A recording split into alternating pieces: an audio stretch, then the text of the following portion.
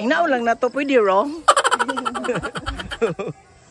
Hello everyone! This is your vlogger na dili si Kat. Grabe na jud ni. So for today's video guys, mga hiday tang karon sa buga-buga kay Biyernes Santo man. Actually culture na jud sa taga Villaban no nga manganhi og buga-buga every time nga mag Biyernes Santo. Bisan pa adto nga time nga wala pa ni siya ma-develop pero daghan na jud kaayo ang managka. So naari ko diri sa third floor no o sa rooftop ani nga view deck. And before ana kinahanglan mag-attendance ka sa LNU ning usa sa municipal. So mo ni guys ang makita ninyo sa morning 6 AM ni siya, makita ninyo na sea of cloud na sea of clouds na sa Villaba o dili lang sa baybay na daapod sa Villaba. Early lang jud in the morning. And kini nga time guys, mag-interview diya ang mga LNU sa mga tourist. Tagari lang, local. Local na di mo?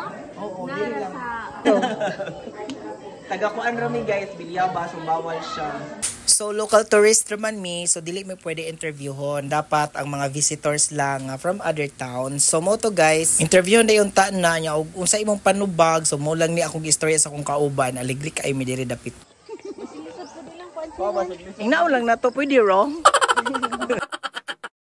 So gikan sa Igbaw among libot-libot, video, picture ning balik na miglogsong ana guys. And kani sila dinhi mga dili ni siya ingon local lang. Naagihapon ang tagalaing lungsod and naagihapon ang taga Tacloban which is katong nga eskwelahan nga Leyte Normal University or LNU. After ana mo to ning libot na mi dinhi guys kay padung na mi sa Igbaw. So nag-video sa mi diri ka mag-picture man mi diri nga area. Mo dinhi nga area ang favorite spot nga picturean sa mga tourist no or mga visitors. Kana siya o posing sa ako.